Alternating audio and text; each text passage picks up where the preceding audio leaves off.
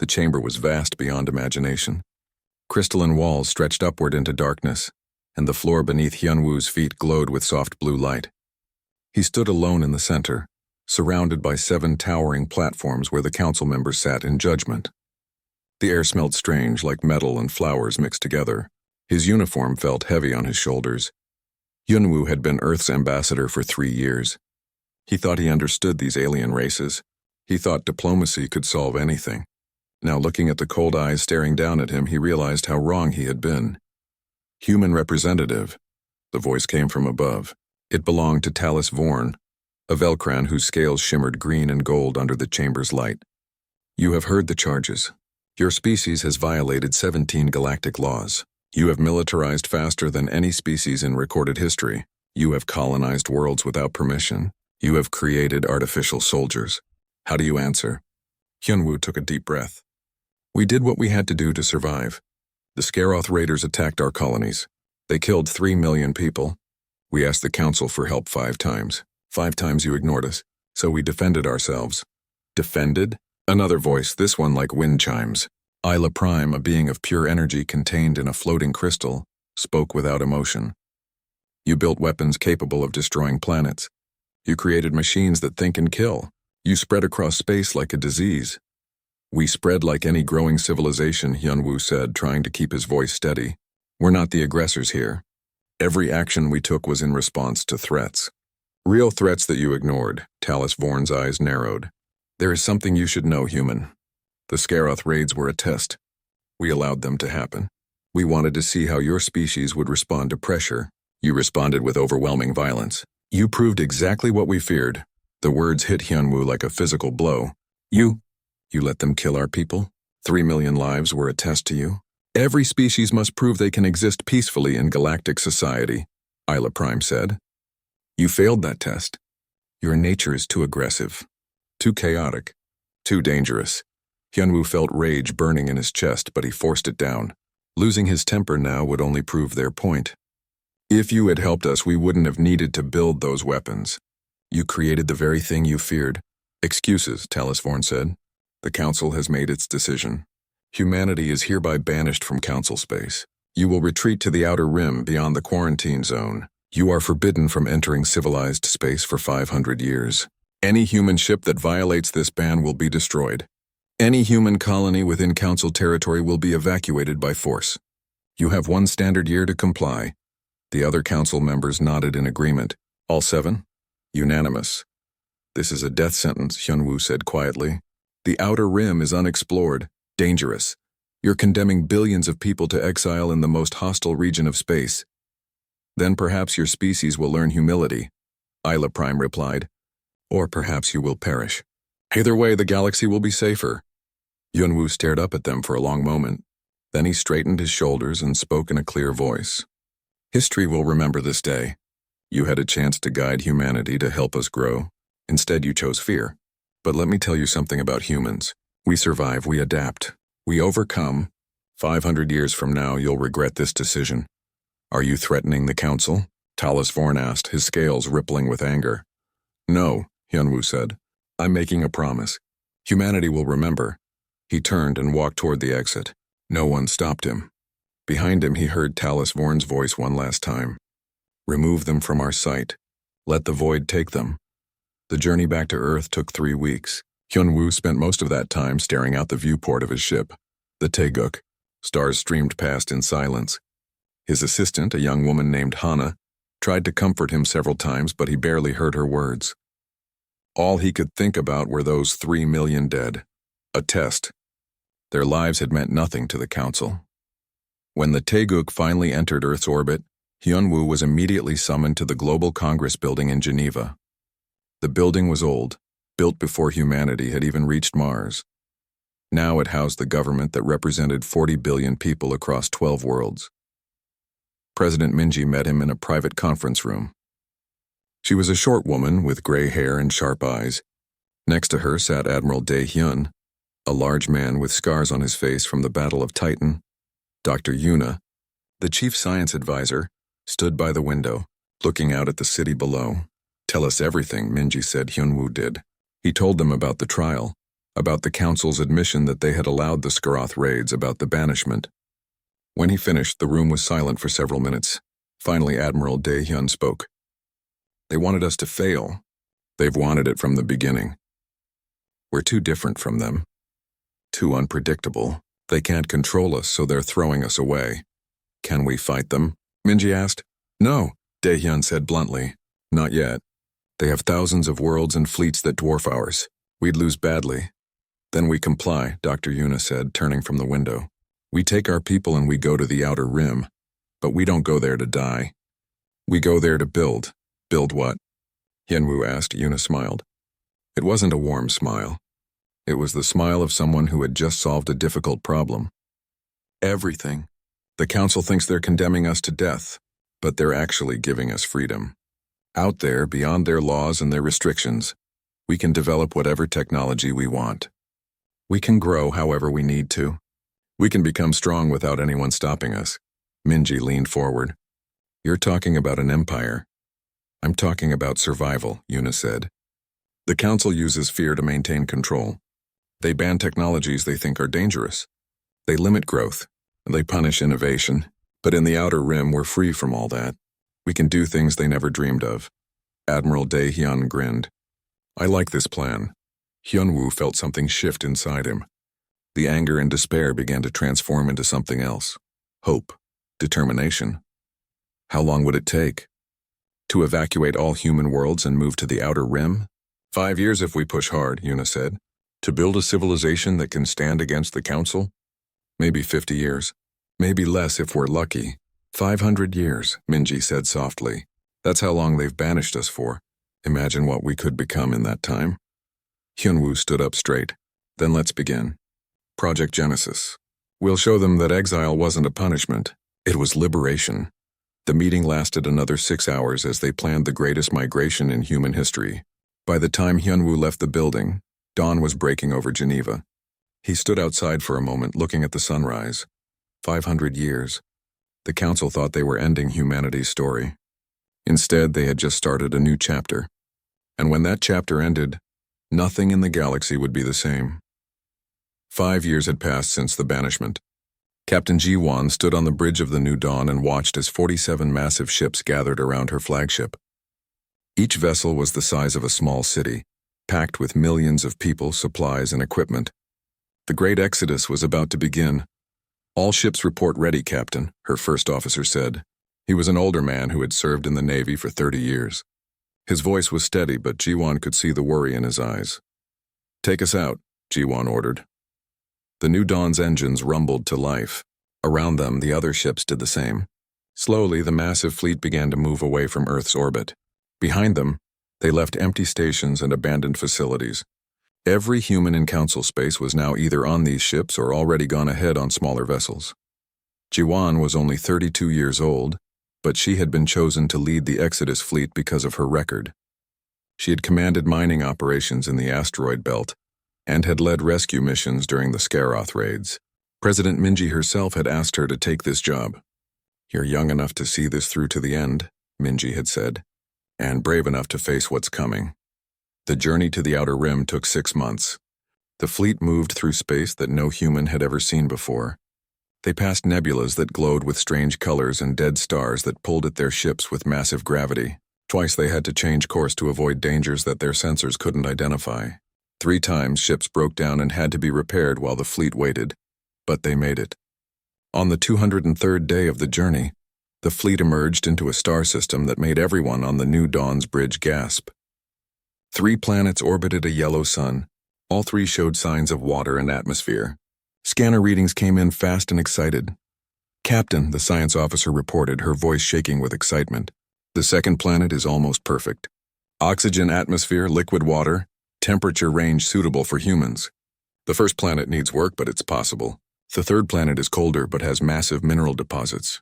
Any signs of life? Ji-won asked. Nothing intelligent. Basic plants and microorganisms. Some simple animals on the second planet. Nothing that would prevent colonization. Ji-won felt her heart racing. They had been prepared to terraform hostile worlds or live in space stations for decades, finding habitable planets right away seemed like a miracle. Send the data back to Earth. Tell them we found paradise. And let's call this system Hanseong. The next 10 years transformed the Hanseong system. The second planet, which they named Hanseong Prime, became the heart of humanity's new civilization. Cities grew from nothing, rising from the plains and coastlines. But these weren't like the cities on Earth. These were built with new technology that Dr. Yuna's research teams had been developing, in secret during the exile preparations. Engineer Taeyang had created something incredible. He called them nanoterraformers. Tiny machines, billions of them, that could transform an entire planet's atmosphere in years instead of centuries. The Council had banned such technology as too dangerous. They said self-replicating machines could get out of control, but Taeyang had made them safe, with multiple shutdown codes and built-in limits. The machines worked faster than anyone had imagined. Within 3 years, all 3 planets in the Hanseong system were habitable. Forests grew where there had been rocks. Rain fell on deserts and turned them into grasslands. Humanity had learned from Earth's mistakes. These new worlds were built with nature in mind, not destroyed by colonization. But it wasn't all peaceful growth. Hana, now the security chief for the entire system, dealt with problems every day. Pirates from the edge of Council space occasionally raided supply convoys. There were disputes between different colony groups. Some people wanted to go back to Council space and beg for forgiveness. Hana dealt with all of it quietly and efficiently. "We can't show weakness," she told Jiwon one evening as they shared dinner in the Ter, capital city of New Seoul. "If word gets back to the Council that we're struggling, they might decide to finish us off completely." "Are we struggling?" Jiwon asked. "No," Hana said with a smile. "We're thriving. That's what scares me. We're growing too fast. In another 10 years, we'll have 20 star systems colonized. In 20 years, maybe 50. The Council wanted us to disappear quietly. Instead, we're becoming something they never expected." Jiwon looked out the window of the restaurant. New Seoul glowed with lights that stretched to the horizon. Ships came and went from the spaceport every few minutes. "Do you think they're watching us?" "I know they are," Hana said. "My intelligence network picked up 3 Council spy ships in the last year. We let them see what we wanted them to see and sent them on their way. But yes, they're watching." The real breakthrough came in the 8th year of colonization. Dr. Yuna, now living in a research facility on Hanseong's 3rd planet, made a discovery that would change everything. Her team had been exploring a canyon system when they found something impossible. Structures, buildings, ruins that were millions of years old. Yuna contacted Jiwon immediately. "You need to see this. Bring security. Tell no one else." When Jiwon arrived at the site with Hana and a small team, she understood why Yuna had been so secretive. The ruins were massive, built from materials that their scanners couldn't identify, and they were clearly artificial. Someone had built a city here long before humans had even existed as a species. "How is this possible?" Jiwon asked. "The Council said they were the oldest civilization in the galaxy." "They lied," Yuna said simply.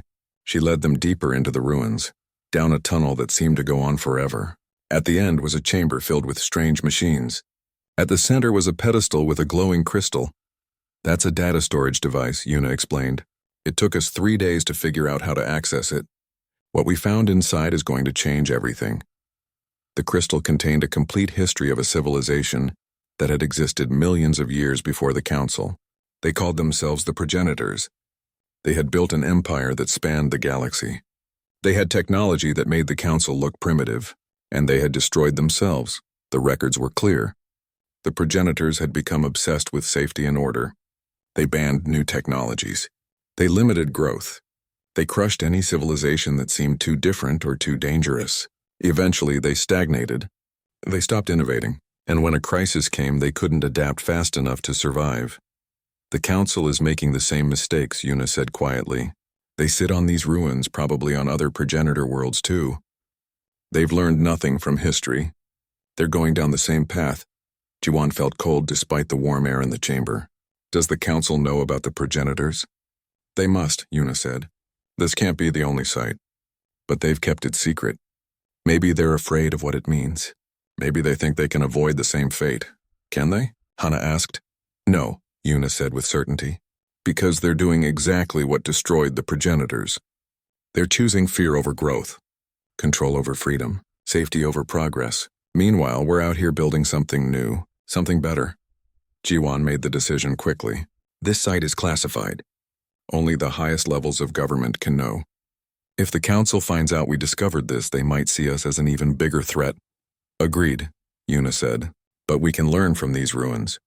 The progenitor technology is incredibly advanced. If we can understand even a fraction of it, we could leap ahead by centuries. Over the next 2 years, Yuna's team worked in secret to understand the progenitor ruins. They learned about quantum entanglement communication that could send messages instantly across any distance. They discovered energy sources that could power entire planets. They found weapon designs that could crack moons in half, but most importantly, they found a warning.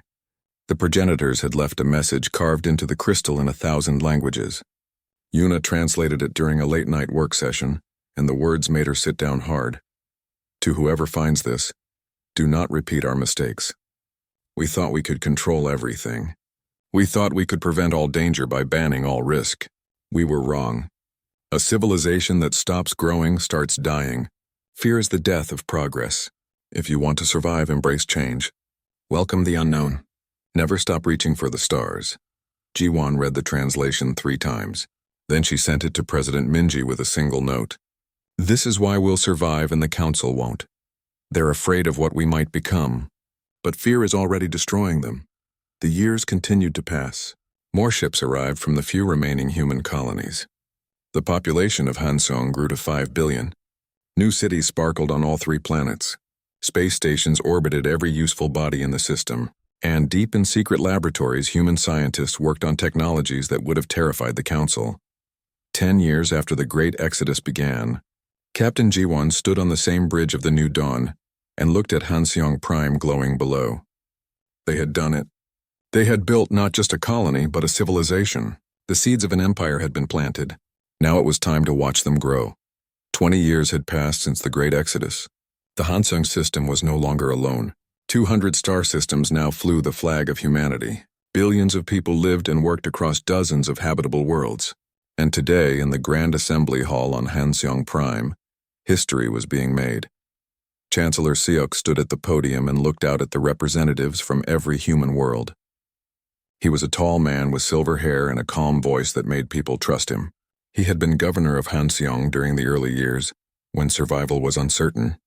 Now he was about to become the first leader of something much larger.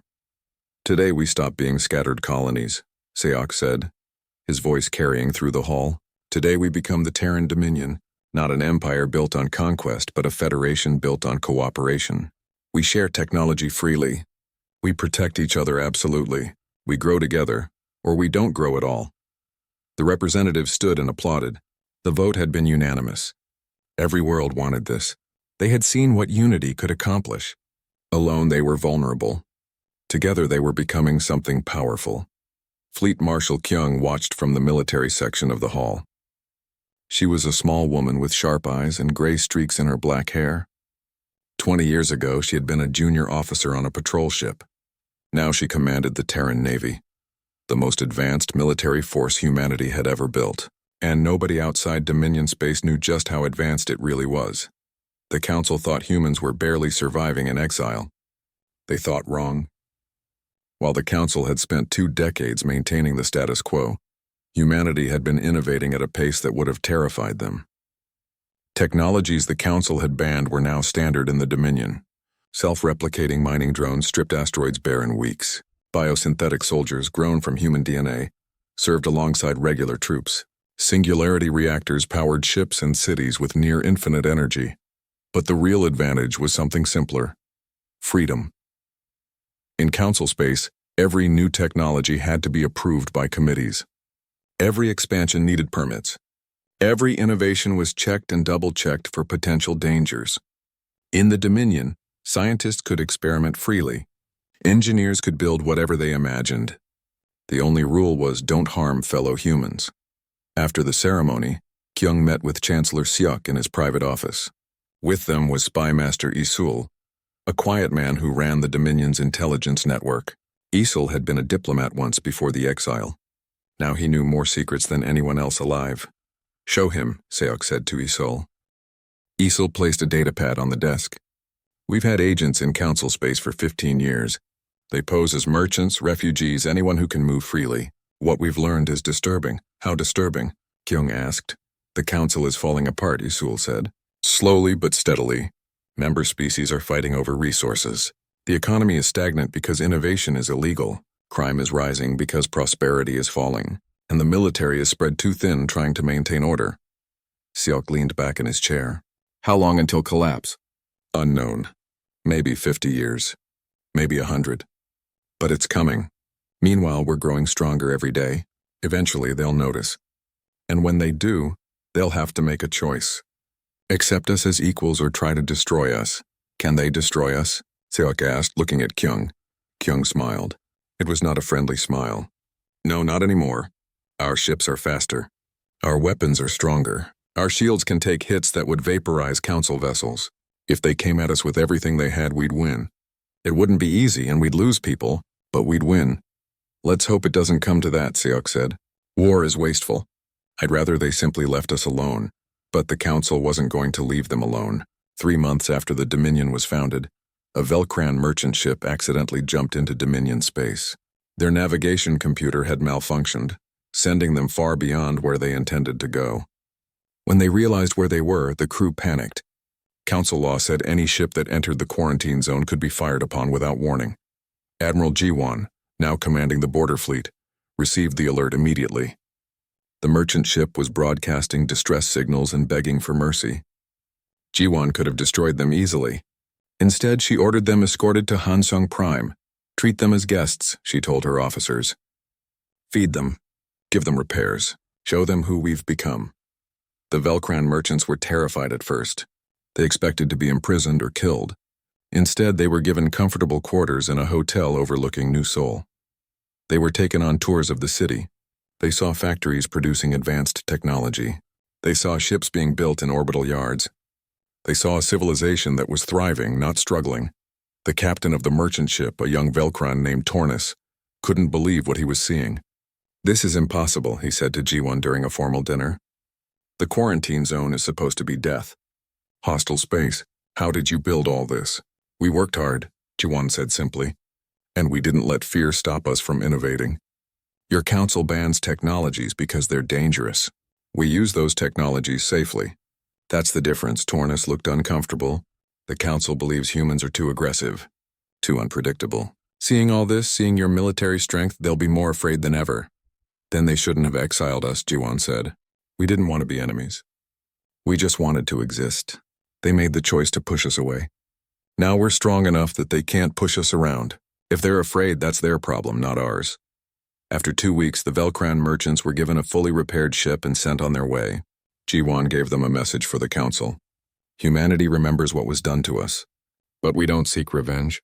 We seek respect. Leave us alone and we'll leave you alone. But if you threaten us again, you'll discover exactly how strong we've become. The merchants returned to council space and immediately reported everything to Talus Vorn. The old Velcran leader listened to their description of human cities, human technology, human military might. He didn't believe a word of it. Impossible, he said, dismissing their report. Humans are clever liars. They showed you fake cities and fake ships. They're trying to frighten us. The reality is probably that they're barely surviving and desperate. Ignore them. But not everyone on the council was so blind. Isla Prime, the luminary who had voted for humanity's exile, studied the merchant reports carefully.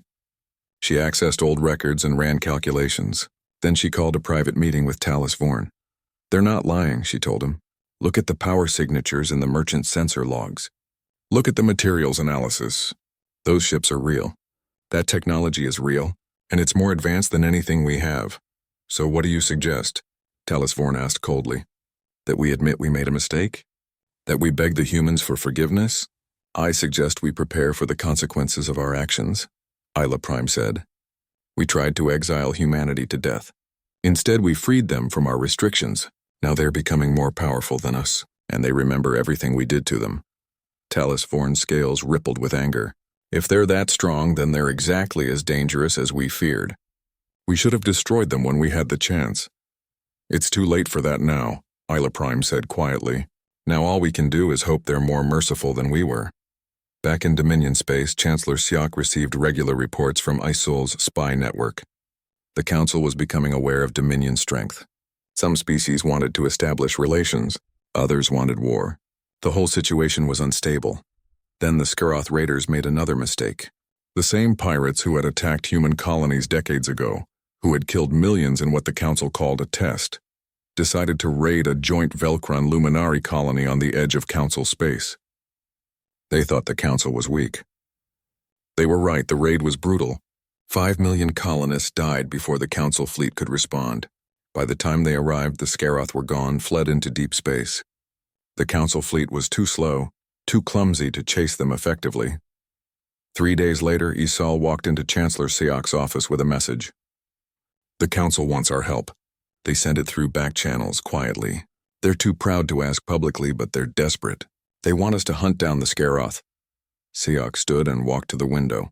Outside, New Sol gleamed in the sunlight. 20 years ago, this had been empty rock. Now it was the capital of a growing power. What do you think? He asked. I think it's a trap, Kyung said. She had been called to the meeting as soon as the message arrived. They want to see our military capabilities up close. They want to learn our weaknesses. Maybe, Isol said. Or maybe they're just desperate and have nowhere else to turn. Either way, it's an opportunity. If we help them, we show strength and mercy. If we refuse, we look petty and vengeful. Siak made his decision. We'll help. But on our terms. We act independently. We don't take orders from the Council. And when it's done, they publicly acknowledge what we did. No more secrets. No more lies. They admit that humanity saved them. They'll never agree to that, Kyung said. Siak smiled. Then they don't get our help. Let's see how badly they really need us. The message was sent. For 3 days, there was no response. Then finally, the Council replied. They agreed to all conditions. Humanity would hunt the Skoroth, and the galaxy would know about it. Fleet Marshal Kyung stood on the bridge of the Invincible and watched her fleet prepare for battle. 200 ships, each one a masterpiece of human engineering. They moved through space like hunting sharks, silent and deadly. Around her, officers worked at their stations with calm efficiency. They had trained for this moment for years. Skoroth home system detected. The navigation officer reported. Multiple defensive platforms. At least 500 enemy ships in orbit around their primary world. 500, Kyung said thoughtfully. They've grown bold since the Council stopped hunting them. Her tactical officer, a young woman named Sumi, looked worried. Marshal, we're outnumbered more than 2 to 1. Should we call for reinforcements? Kyung smiled. No, 200 ships will be enough. Remember, they don't know what we can do. They're expecting Council technology. They're about to get a very unpleasant surprise. The plan was simple. The Skoroth thought they were safe in their home system. They had built massive defensive platforms over decades. Their ships were heavily armed and shielded. They had repelled 3 Council attacks in the past 20 years. They thought they were untouchable. They were wrong. All ships activate stealth systems, Kyung ordered. Begin approach. The Dominion fleet vanished from sensors. Unlike Council ships that could only hide from basic scanners, human stealth technology made them nearly invisible, even to advanced detection systems. It was a breakthrough from Dr. Yuna's research teams, based partly on progenitor technology and partly on human innovation. The fleet glided through the Skoroth system like ghosts. They passed defensive platforms that never detected them. They moved through patrol routes that never saw them coming. Within 6 hours, they were in position around the Skoroth homeworld. Target locks acquired on all priority targets, Sumi reported. Defensive platforms, command ships, orbital weapons. We have firing solutions on everything. Kyung took a deep breath. This was the moment. After 20 years of preparation, humanity was about to show the galaxy what they had become. Send one final warning to the Skoroth leadership. Tell them to surrender now or be destroyed. Give them 60 seconds to respond. The message was sent. On the Skoroth homeworld, alarm sirens began blaring. Ships scrambled to launch. Platforms powered up weapons. But they couldn't see the enemy. Their sensors showed nothing but empty space. 50 seconds passed. No response came. Time's up, Kyung said quietly. All ships, weapons free. Execute Operation Thunderstrike. The Dominion fleet opened fire. Railguns that could punch through mountains hit defensive platforms at relativistic speeds. Energy weapons based on captured singularity technology sliced through shields that had stopped Council fleets. Missiles with quantum guidance systems hit their targets with perfect accuracy. The battle lasted 18 hours. But it wasn't really a battle. It was an execution. The Scaroth fought back desperately, but they were fighting ghosts. They fired at shadows. Their weapons hit nothing but empty space while human ships tore through their defenses. By the end, the entire Scaroth fleet was destroyed. Every defensive platform was reduced to debris. The orbital weapons were melted slag, and the Dominion fleet hadn't lost a single ship. A few had taken damage, but nothing serious. Nothing that couldn't be repaired quickly. Kyung broadcast one final message to the Scaroth homeworld. Your raiding days are over. The Terran Dominion has a long memory. 20 years ago, you killed 3 million humans in what the Council called a test. Today you learned what humans think of tests. Your military is destroyed. Your defenses are gone. But we're not monsters like you. We're leaving your civilian population alive. If you ever threaten anyone again, we'll finish what we started today. The fleet jumped out of the system as quickly as they had arrived. Within a day, they were back in Dominion space and the galaxy was exploding with the news. Video footage of the battle spread everywhere. The merchant networks carried it. The news services broadcast it. Everyone saw the same thing. 200 human ships appearing from nowhere and destroying a fleet that had repelled multiple council attacks. The footage was clear, undeniable, terrifying to anyone who had doubted human strength. On the council homeworld, Talis Vorn watched the footage in stunned silence. Isla Prime stood beside him, her crystalline form pulsing with agitation. You see now, she said. This is what we created. We pushed them away and they became this. They're too strong, Talis Vorn said, and for the first time in his long life, his voice shook. How did this happen? How did they advance so far in just 20 years? Because we freed them from our restrictions, Isla Prime said. While we maintained the status quo, they innovated. While we banned dangerous technologies, they perfected them. While we stagnated, they grew, and now it's too late to stop them. The council held an emergency session. 7 species gathered to discuss the human problem. 3 of them, the smaller species who had always been under council control, spoke in favor of establishing relations with the Dominion. They saw opportunity. They wanted access to human technology. 2 species, including the Velcrans, wanted war.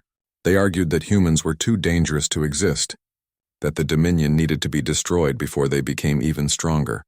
The remaining 2 species, including the Luminari, were undecided. They feared human power but also recognized that war might be unwinnable. The debate raged for 3 days.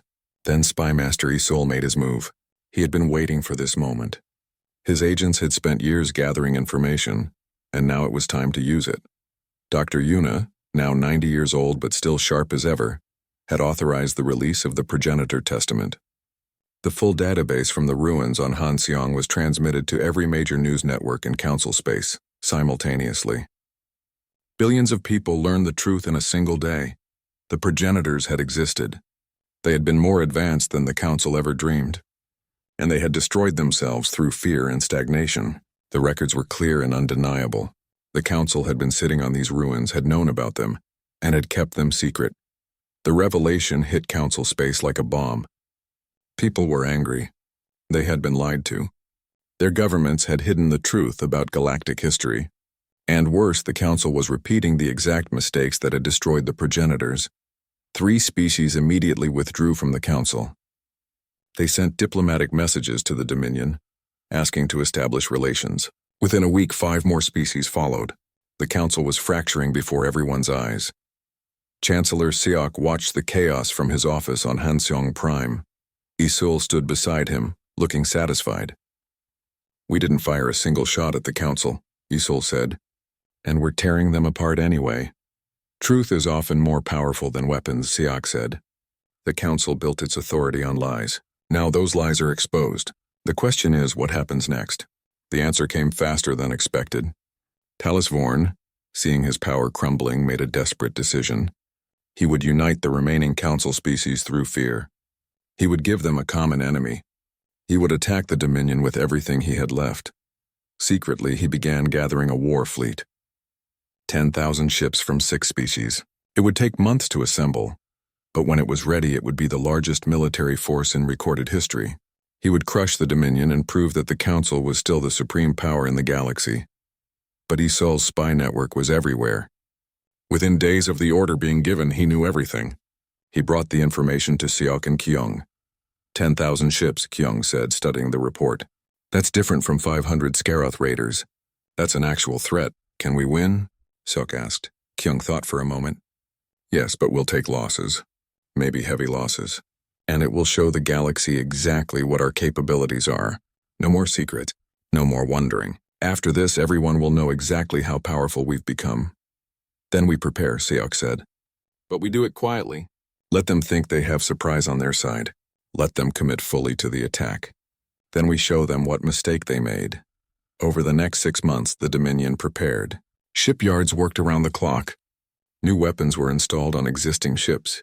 Defensive platforms were built around key worlds. Evacuation plans were made for civilian populations.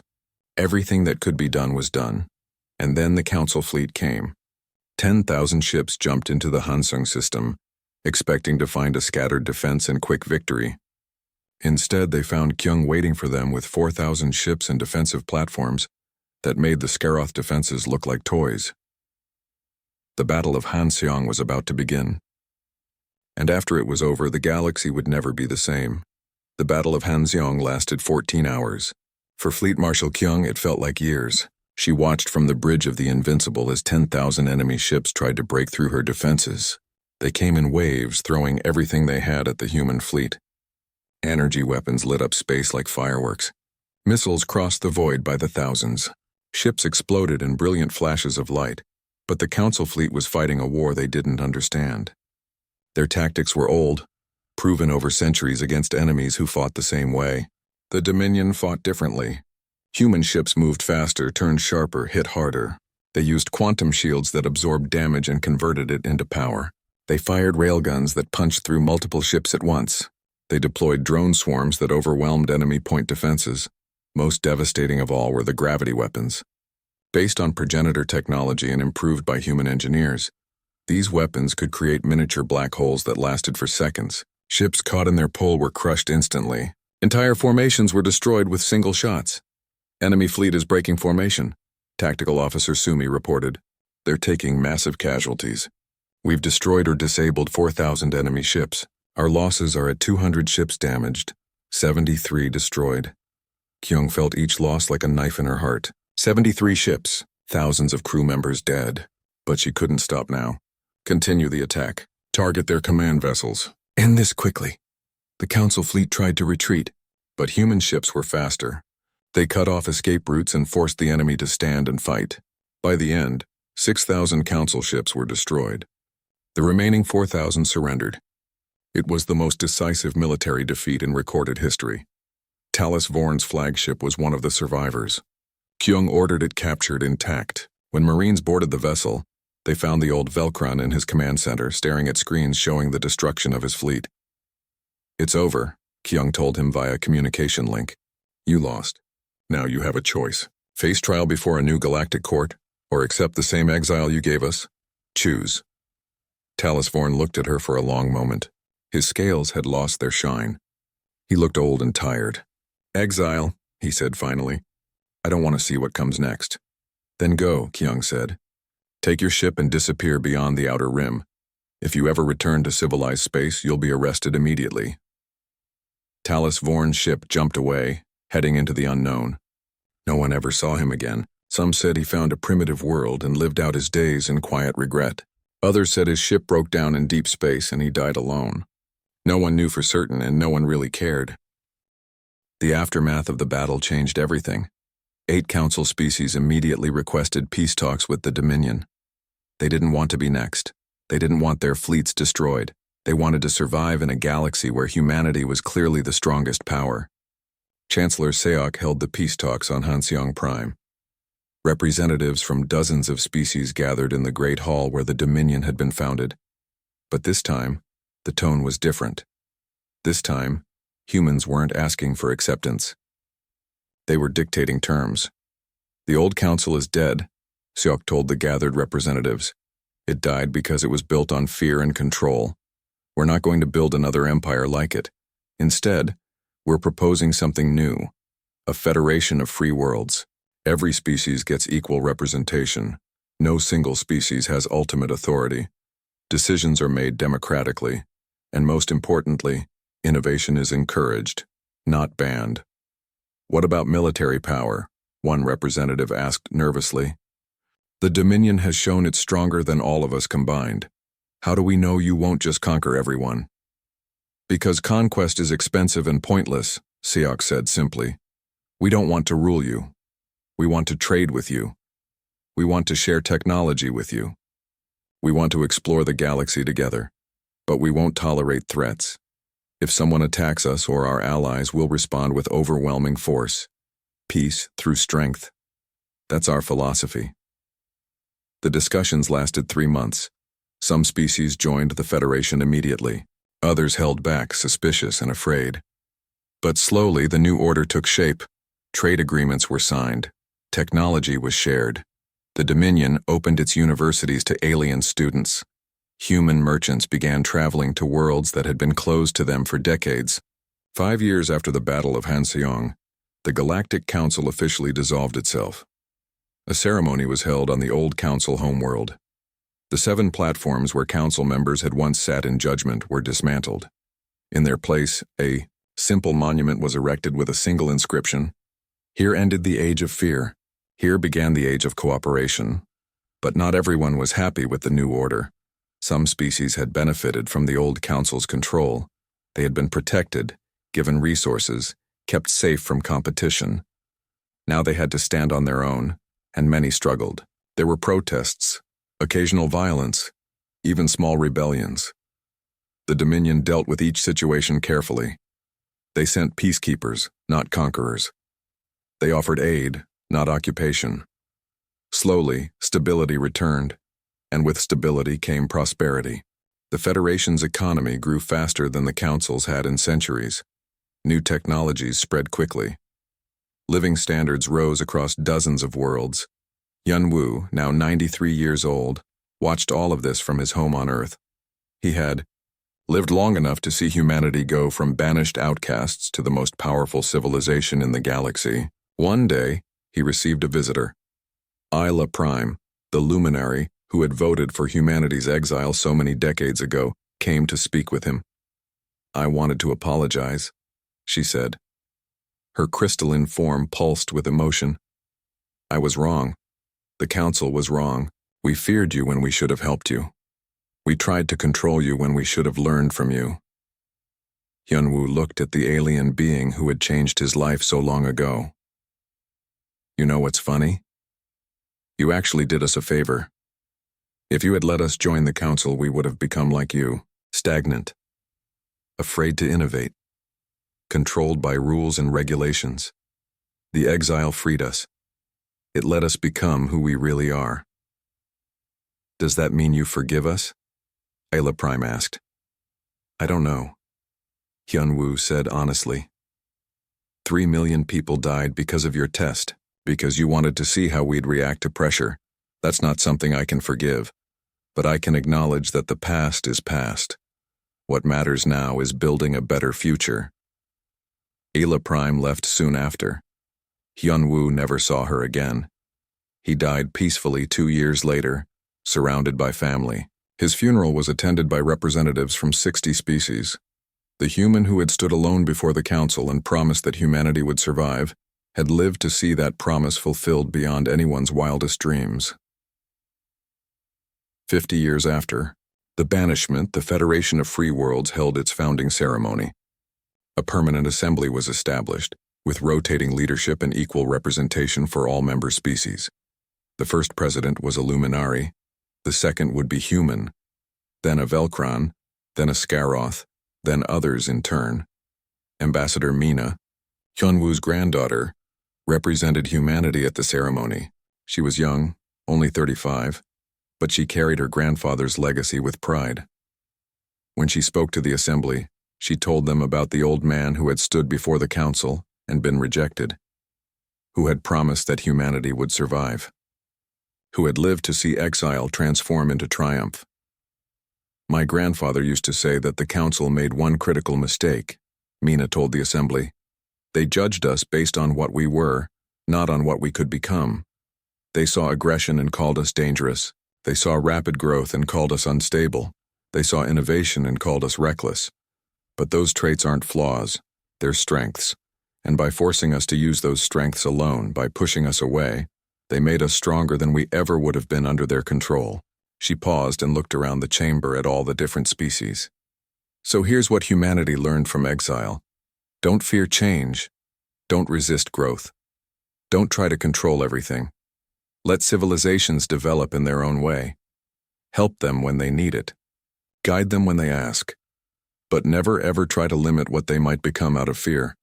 Because fear is the death of progress. And progress is the only thing that keeps civilizations alive. The Assembly voted unanimously to inscribe her words on the Federation Charter.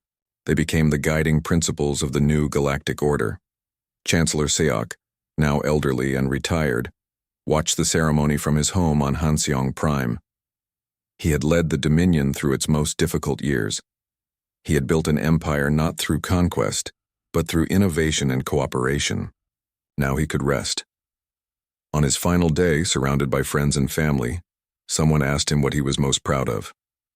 Seok thought for a long moment before answering. "I'm proud that we survived," he said.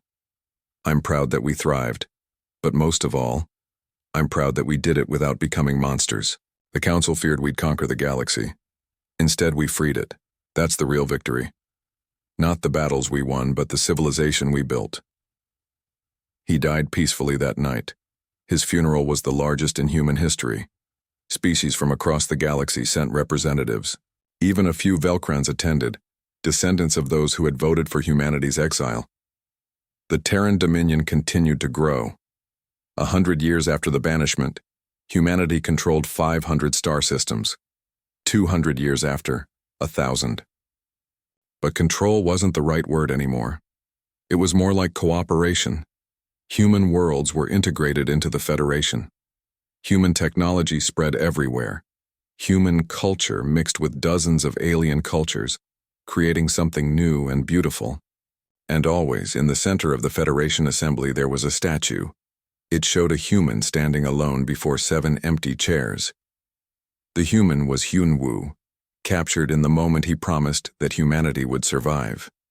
The plaque beneath read simply, "They tried to exile us from the stars. We brought the stars to heal, not through conquest but by becoming what they feared most. Unstoppable, not because we sought power, but because we refused to stop growing."